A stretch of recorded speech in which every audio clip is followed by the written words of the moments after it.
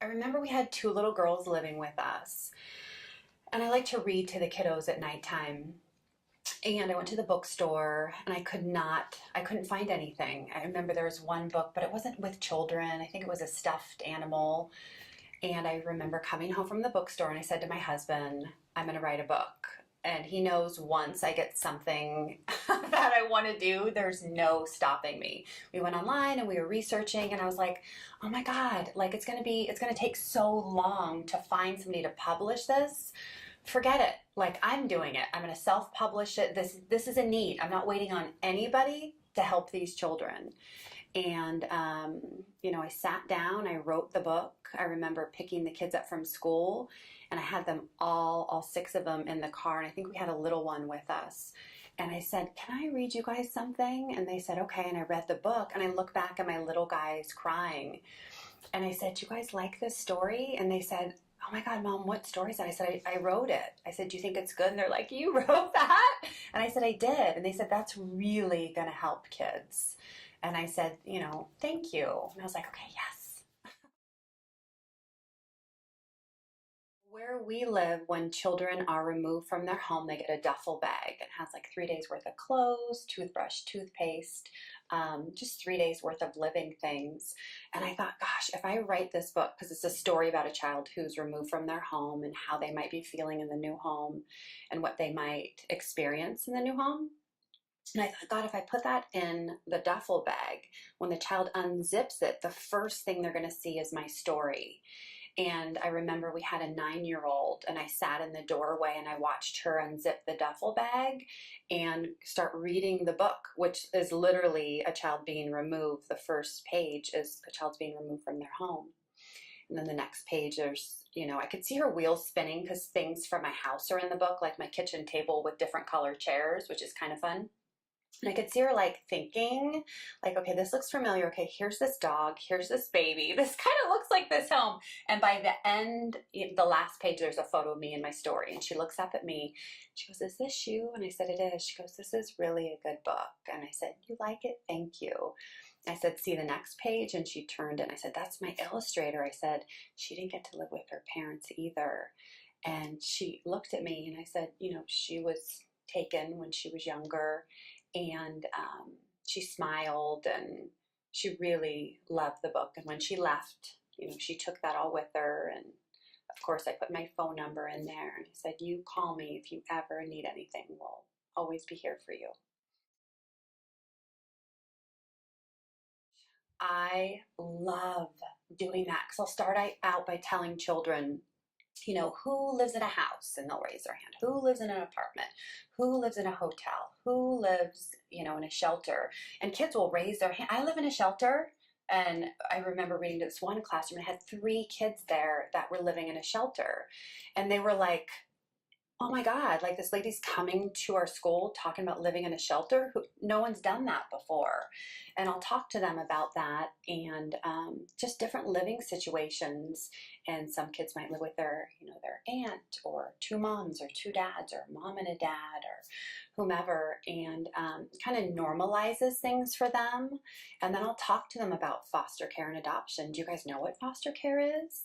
And, I've had kids raise their hand, and you get all sorts of answers, but it gets them talking about it.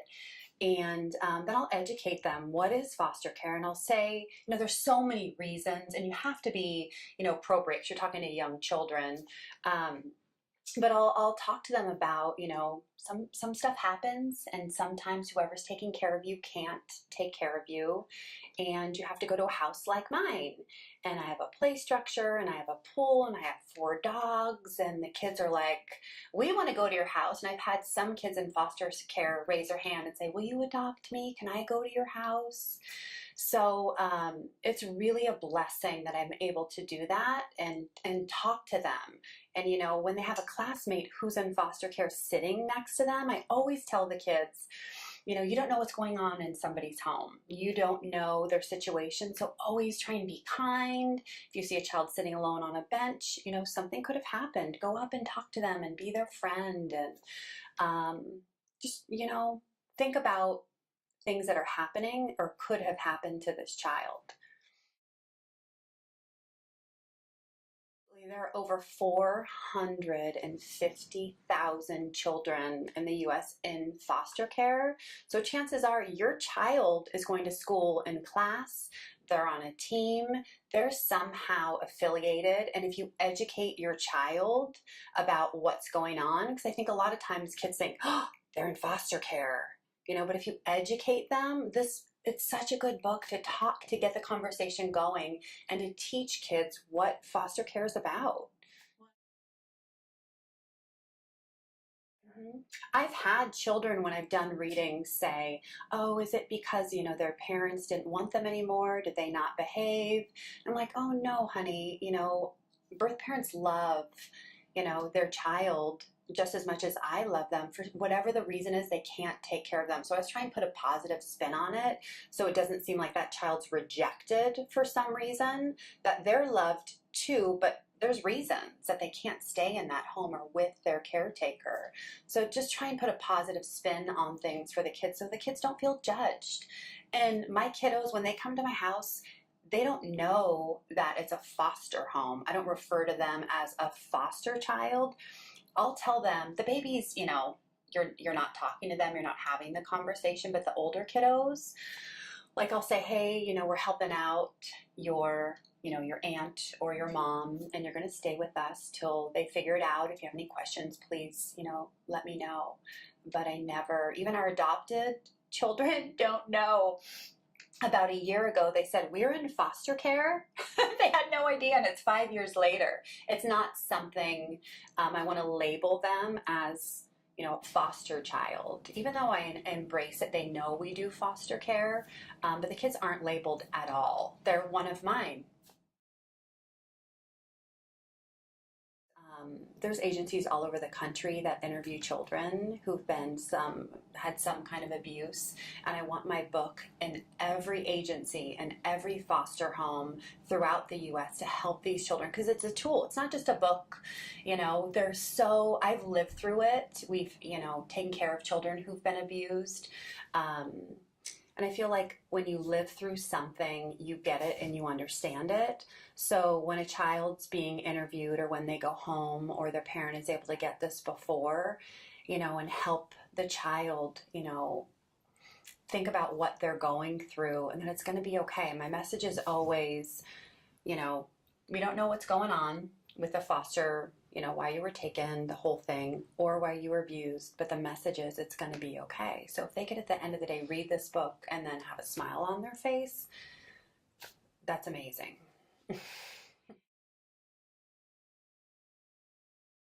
I can't do this and get these books out there without money coming in to get the books out. So any kind of sponsorship, donations, we're a nonprofit, so what better way to get a tax write-off, and you're helping a child.